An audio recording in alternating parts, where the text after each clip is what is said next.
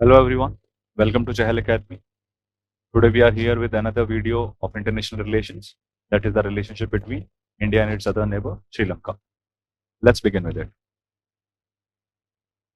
आज की वीडियो में जो हमें डिस्कस करना है the first is the historical ties. अगर हिस्टोरिकली देखा जाएगा इंडिया और श्रीलंका का रिलेशनशिप कैसा रहा है, it's not a surprise that India और Sri Lanka has been connected historically. Ramayana के टाइम से हम एक दूसरे का कनेक्शन देखते हैं, तो इन हिस्टोरिकल टाइज को प्रेजेंट पर्सपेक्टिव में किस तरीके से देखना है उसे हमें डिस्कस करना है। Second is what is the significance of Sri Lanka for India, basically किस तरीके से बेनिफिशियल और इंपॉर्टेंट है श्रीलंका हमारे इंडिया के लिए, whether it's about the commercial perspective और it's about the security perspective और it's about the developmental perspective. उन चीजों को हमें डिस्कस करना है। कमर्शियल डिप्लोमेसी पर्सपेक्टिव में हमारे ट्रेड एंड इन्वेस्टमेंट रिलेशनशिप कैसे हैं श्रीलंका के साथ, उन्हें डिस्कस करना है। डेवलपमेंटल पार्टनरशिप में हम किस तरीके से डेवलपमेंटल असिस्टेंस प्रोवाइड कर रहे हैं, किस तरीके से लाइन ऑफ क्रेडिट के पर्सपेक्टिव के थ्रू लोन प्रोवाइड कर रहे हैं उनको इन देयर हार्ड टाइम, जैसा आपको पता है श्रीलंका क्राइसिस के थ्रू गुजर रहा है। और लास्ट में हम डिस्कस करेंगे व्हाट आर द चैलेंजेस। तो सबसे पहला challenge is the presence of China, किस तरीके से वो इंपैक्ट करता है हमारे रिलेशनशिप को, किस तरीके से हमारे लिए उसका चाइना का प्रेजेंस एक स्ट्रेटेजिक लॉस हो सकता है, उसे डिस्कस करना है। इंडिया किस तरीके से रेस्पॉन्ड कर रहा है चाइना के इंटरफेरेंस को in the Sri Lankan perspective, Sri Lankan political perspective as well as the economic perspective. Third is the maritime issues, maritime boundary को लेकर हमारे और श्रीलंका के बीच में हमेशा एक चल रही है, उस चीज को भी हमें डिस्कस करना है। Fourth is the Sri Lankan Tamil issue, जो कंटिन्यूसली वहां लगभग 26 ईयर्स तक एक सिविल वॉर चली है, उसमें इंडिया का क्या रोल रहा है, इंडिया ने किस तरीके से टैकल करने की कोशिश करी है, उस चीज को हमें डिस्कस करना है। Fifth one is India Sri Lanka accord, ISLA जिसे हम बोलते हैं, इंडियन श्रीलंका अकॉर्ड, जो 1987 में साइन किए गए थे, जिसमें डिवोल्यूशन की बात की गई, उसे डिस्कस करना है। एंड लास्ट में हमें 13th अमेंडमेंट को डिस्कस करना है, which was the result of Sri Lanka accord itself. चलिए फिर शुरू करते हैं। अगर हिस्टोरिकल टाइज की बात की जाए तो हमें पता चलता है कि Ravana from Lanka, Shri Ram from Ayodhya Uttar Pradesh India. तो वो जो हमें देखने को मिल रहा है, तो इंडिया और श्रीलंका का relationship goes back to centuries back, जब हमारा इंडियन माइथोलॉजिकल स्टोरी से भी जिसे हम अपना कनेक्ट करके देख सकते हैं। लेकिन अगर मॉडर्न टाइम में प्रेजेंट डे रिलेशन को देखा जाए तो ये रिलेशन हमारा जाता है from the time of spread of Buddhism इन श्रीलंका। ये हुआ था अशोका के टाइम से, जब उनके बच्चे संघमित्रा वहां गए थे बुद्धिज्म को स्प्रेड करने, और आज की डेट में लगभग 65 to 70% जो आपको मेजोरिटी ऑफ द रिलीजन देखने को मिलता है श्रीलंका में, दैट इज सिन्हालीज बुद्धिस्ट। उसके अलावा कुछ परसेंट आपको क्रिश्चियनिटी देखने को मिलेगी, कुछ परसेंट आपको मुस्लिम्स देखने को मिलेंगे, कुछ परसेंट आपको Hinduism in the form of Tamilian Hindus भी देखने को मिलते हैं। अगर सिग्निफिकेंस की बात की जा रही है, what is the significance of Sri Lanka for India, Sri Lanka का पूरा नाम जिसे हम सीलोन बोलते हैं, वो किस तरीके से हमारे लिए इंपॉर्टेंट है। तो हमारे एक मैरीटाइम नेबर है, सदर्न नेबर है इंडियन ओशन के अंदर। तो इंडियन मैरीटाइम सिक्योरिटी डायनेमिक्स के हिसाब से बहुत ही ज्यादा इंपॉर्टेंट है श्रीलंका हमारे लिए।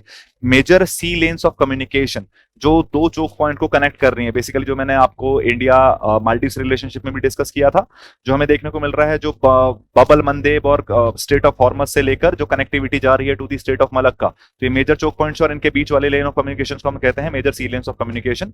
तो श्रीलंका के से ही गुजरते हैं, Colombo is a major port. तो उस पर्सपेक्टिव से, ट्रेड एंड रिलेशन पर्सपेक्टिव से अगर मेरी टाइम में देखा जाए तो भी, और अगर सिक्योरिटी पर्सपेक्टिव से देखा जाए तो भी श्रीलंका बहुत ही ज्यादा इंपॉर्टेंट रोल प्ले करता है। Sri Lanka heart of Indo Pacific region का पार्ट है, जो बहुत ही ज्यादा स्ट्रेटेजिकली इंपॉर्टेंट है। ऐसा बोला जाता था जो सबसे इंपॉर्टेंट ओशियन हुआ करती थी कुछ साल पहले, दैट वाज अटलांटिक।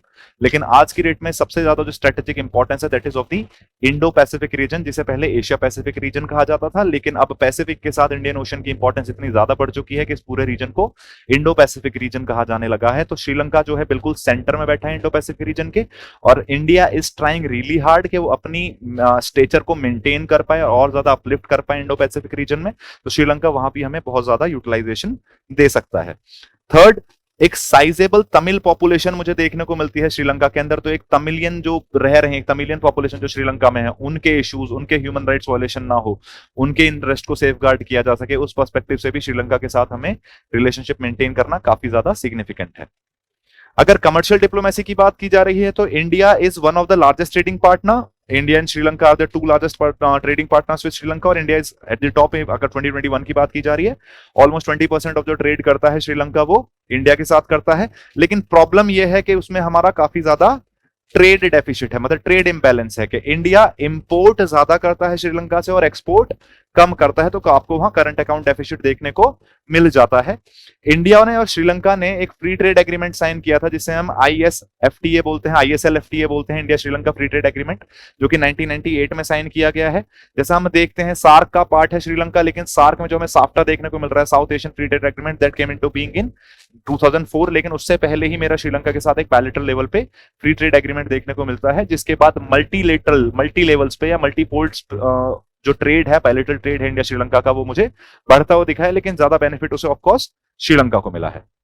अगर कमर्शियल डिप्लोमेसी को आगे बढ़ाया जाए तो 2020 के अंदर इंडिया ने एक और ETCA एग्रीमेंट साइन किया है, जिसे हम बोलते हैं इकोनॉमिक टेक्निकल कोऑपरेशन एग्रीमेंट, जिसके थ्रू मुझे ये हेल्प मिलती है कि जितने भी मेरे सदर्न स्टेट हैं, सदर्न इंडियन स्टेट्स हैं, उनको श्रीलंकन मार्केट्स की एक्सेसिबिलिटी और बेटर तरीके से मिल जाएगी। तो एक बेटर मार्केट मिलेगा साउथ इंडियन कोऑपरेशंस को, साउथ इंडियन कॉर्पोरेशंस को, साउथ इंडियन कंपनीज को, तो इंडिया और श्रीलंका का रिलेशन और ज्यादा बेटर हो सकता है।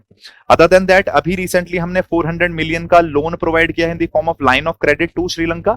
लाइन ऑफ क्रेडिट का मतलब होता है कि आप लोन प्रोवाइड कर रहे हो, लेकिन आप पर्टिकुलर सेक्टर्स स्पेसिफाई कर दे रहे हो कि ये लोन जो है केवल उन्हीं सेक्टर्स में इन्वेस्ट किया जाएगा। अभी आपको पता है Sri Lanka has been on going through a crisis, a major economic crisis, और जो उसका कारण है कुछ तो चाइना की पॉलिसीज है, क्योंकि majority of the debt is from China, और जो दूसरा पर्सपेक्टिव है जो रैपिड चेंज ला रहे थे, एक सडन चेंज लाने की कोशिश कर रहे थे अपनी इकोनॉमिक पॉलिसीज में, उसमें एक मेजर सेटबैक मिला है श्रीलंकन इकोनॉमी को, और वो एक क्राइसिस के थ्रू गो ऑन कर रही है, जिसमें इंडिया उसे काफी ज्यादा असिस्ट कर रहा है in the form of investment as well as in the form of line of credits. अगर डेवलपमेंटल पार्टनरशिप में दी जाए तो India is the largest developmental partner of Sri Lanka. ये हम इसलिए बोल सकते हैं क्योंकि हम इसे वैलिडेट कर सकते हैं फैक्ट के साथ कि सबसे ज्यादा जो फॉरेन डायरेक्ट इन्वेस्टमेंट होता है, जो सबसे ज्यादा FDI हम दे रहे हैं श्रीलंका के अंदर, तो श्रीलंका को सबसे ज्यादा FDI मिलता है इंडिया से। No other country provide so much FDI when compare to India. तो इसलिए हम बोल सकते हैं कि India is the largest developmental partner of Sri Lanka.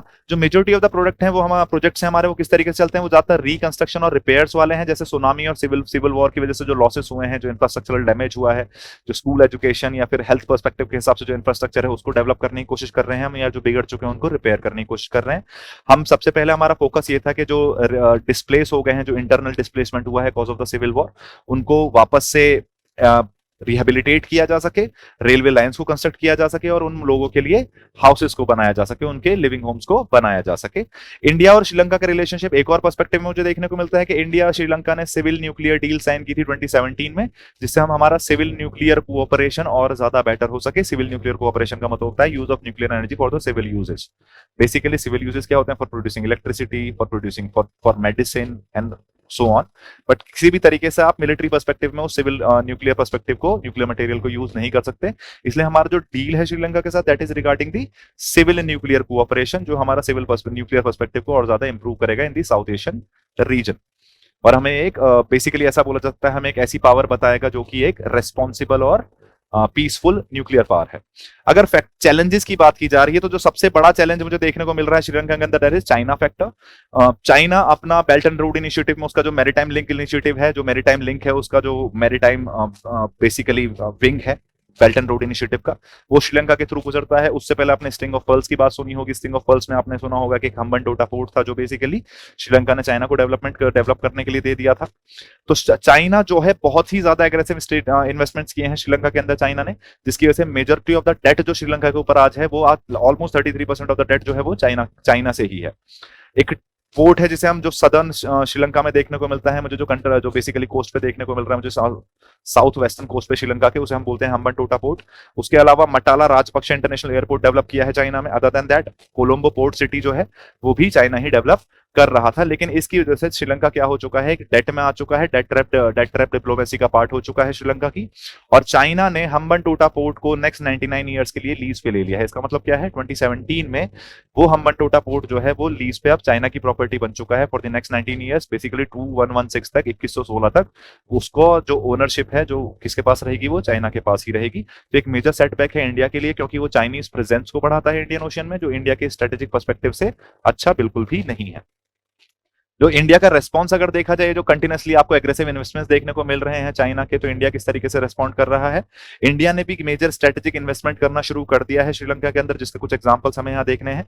जैसे हम डेवलपमेंट में हेल्प कर रहे हैं in Trincomalee oil storage facility, Jaffna Colombo railway, Jaffna is the northern point of Sri Lanka and Colombo is in the south western perspective, south western coastal city.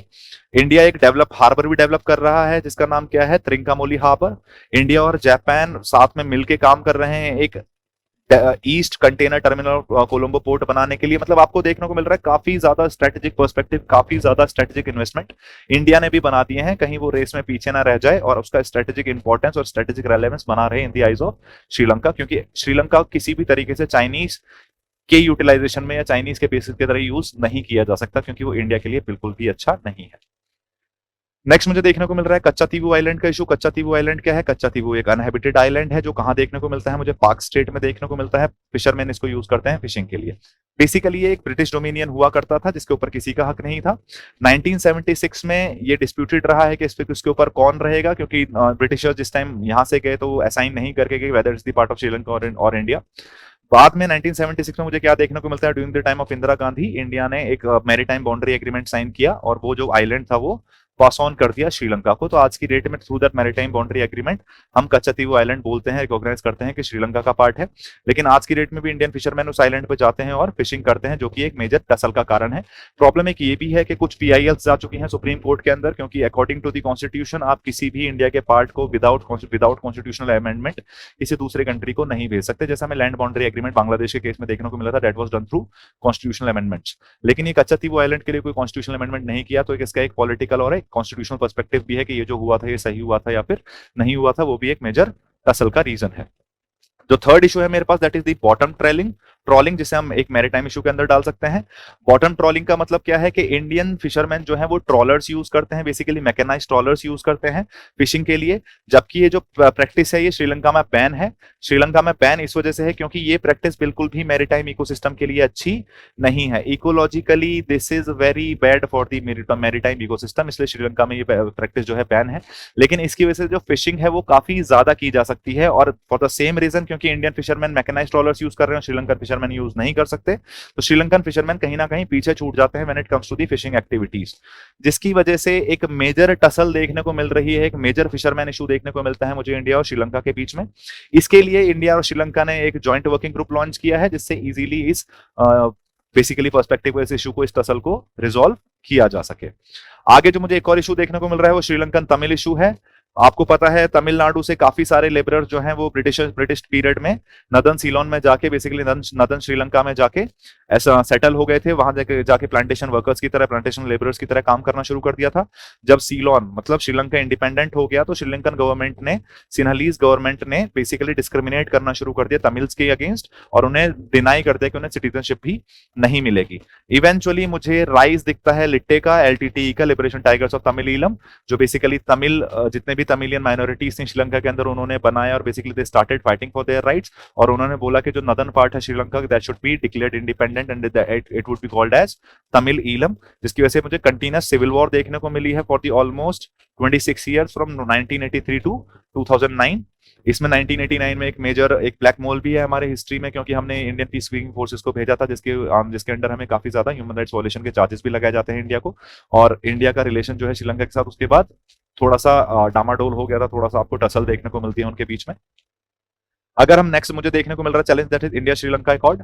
ये लाल बहादुर 1964 में लाल बहादुर शास्त्री और श्रीमावो बंडारिया नायके के बीच में एक एग्रीमेंट साइन किया गया था, जिसमें सीलोन ने ये एग्री किया था जब स्टार्टिंग से जस्ट आफ्टर इंडिपेंडेंस जब वो सिटीजनशिप नहीं प्रोवाइड कर रहे थे, तो फाइनली इस शास्त्री बंडारा नायके पैक्ट के थ्रू हमें ये देखने को मिलता है कि उन्होंने एग्री किया कि लगभग 3 lakh Indian citizen, Tamil citizen को वो सिटीजनशिप प्रोवाइड करेंगे और इस इशू को कहीं ना कहीं रिजॉल्व करने की कोशिश करेंगे। बाद में 1987 में जब ये लिट्टे का इशू चल रहा था, तो इंडिया और श्रीलंका के बीच में एक अकॉर्ड साइन होता है जिसे हम इंडियन श्रीलंकन अकॉर्ड कहते हैं, जिसके अंदर श्रीलंका ने एग्री किया था कि वो तमिल्स को अकोमोडेट करने की कोशिश करेंगे और वहां डिवोल्यूशन करेंगे। डिवोल्यूशन मतलब डिवोल्यूशन ऑफ पावर्स, जो सारी पावर है वो सेंटर के हाथ में नहीं रहेगी। जैसे इंडिया में डिफरेंट स्टेट्स में डिवाइडेड देखते हैं आपको कंट्री, ऐसी श्रीलंका को डिफरेंट प्रोविंसेस में डिवाइड किया जाएगा, और सिमिलरली नदन प्रोविंस जो है तमिल प्रोविंस उसको अलग किया जाएगा, उसको थोड़ी सी ऑटोनॉमी प्रोवाइड की जाएगी। और ये सब करा किसके थ्रू जाएगा? ये सब करा जाएगा थ्रू 13th अमेंडमेंट। पार्लियामेंट ने 13th अमेंडमेंट पास किया, लेकिन आज तक इसके लिए कोई भी एक्टिव पर्सपेक्टिव मुझे देखने को नहीं मिलता है। उसके बाद मल्टीपल पर्सपेक्टिव देखने को मिलते हैं, 13 माइनस एंड 13 प्लस। जैसे इंडिया आज की डेट में चाहता है 13 अमेंडमेंट को थोड़ा सा और इंप्रूव किया जाए, जबकि श्रीलंका चाहता है कि कुछ क्लॉजेस को उसमें से रिमूव कर दिया जाए, और आज तक इसे फुल फोर्स में इंप्लीमेंट नहीं किया गया है। इसलिए 13 amendment is also a major tussle between India and Sri Lanka. अगर ऐसे ही इंपॉर्टेंट वीडियोस आपको देखने हैं तो जुड़े रहिए चहल एकेडमी के साथ। Thank you so much and have a good day.